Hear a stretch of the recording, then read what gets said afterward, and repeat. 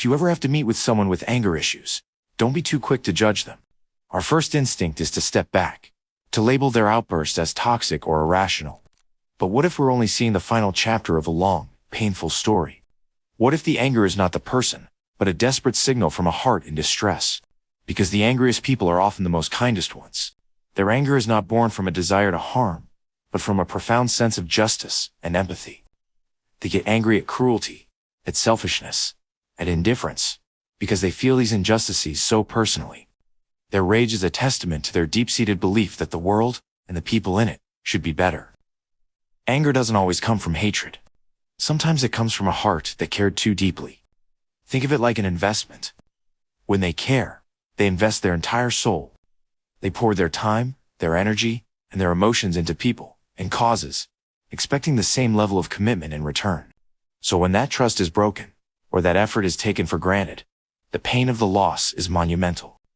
The anger that follows is just the sound of a deeply caring heartbreaking. People with anger issues, when they love too deeply. They care for real. They are loyal to a fault.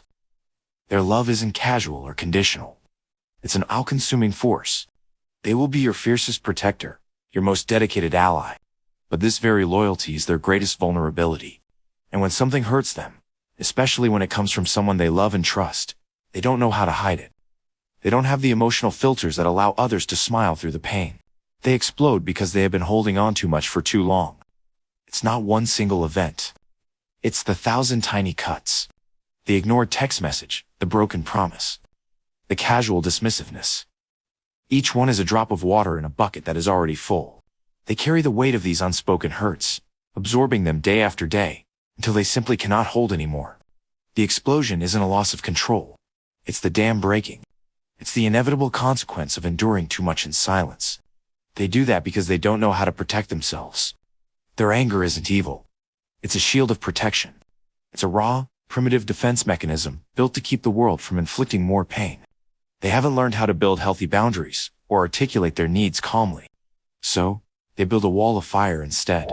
It's a fortress built around a soft, vulnerable core, designed to scare people away before they can get close enough to hurt them again. They are tired of being taken for granted. Their kindness has been mistaken for weakness. Their generosity has been exploited. The anger is a final, desperate roar that says, enough. My heart is not a resource to be mined. It's a reclamation of their self-worth. So the next time you see that anger, try to look past the flames. See the kind, loyal, and loving person standing in the fire, simply trying to protect a heart that is too good for the world that has hurt it. So what happens after the storm passes? After the shield of anger is lowered and the fire subsides, the silence that follows is often more painful than the explosion itself. Because in that quiet, the person is left alone with the echoes of their own words and the wreckage of the moment.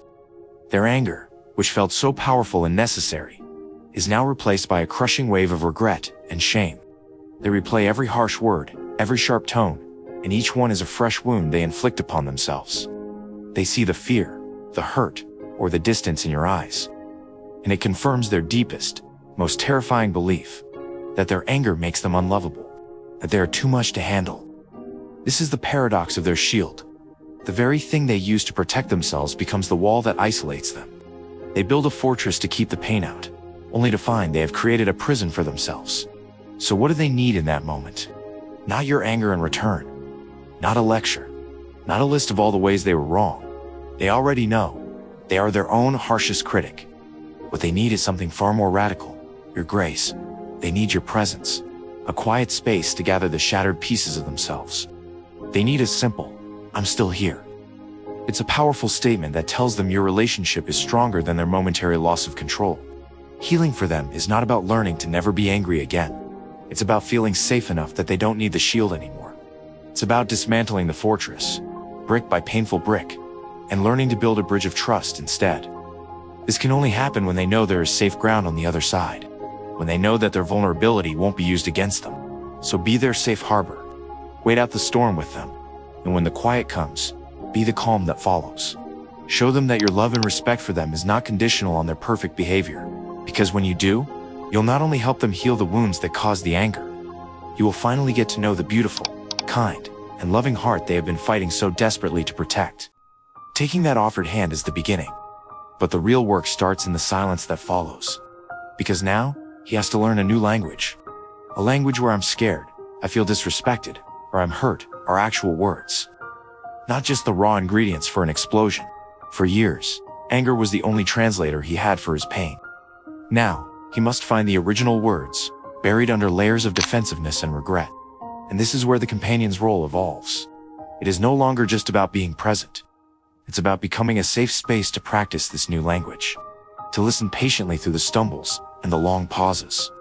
To hear the word angry and gently ask, what's underneath that? Not to fix, but to empower. Every time he successfully names a fear instead of acting on it, he takes back a piece of himself that anger had stolen. Slowly, he learns to build new defenses. Not the wall of fire that burns everyone who gets close, but the healthy boundaries of a well-tended garden. He learns that no is a complete sentence. That it's okay to walk away to protect his peace. The goal isn't to never feel anger again, that's impossible. It's to demote anger from being the king to simply being a messenger. An alarm that signals a boundary has been crossed or a need isn't being met. True strength isn't the absence of anger. It's the courage to be vulnerable. To lay down the shield and trust that the person next to you will guard your heart, not attack it. It's a slow, difficult journey from a lonely fortress to a shared home.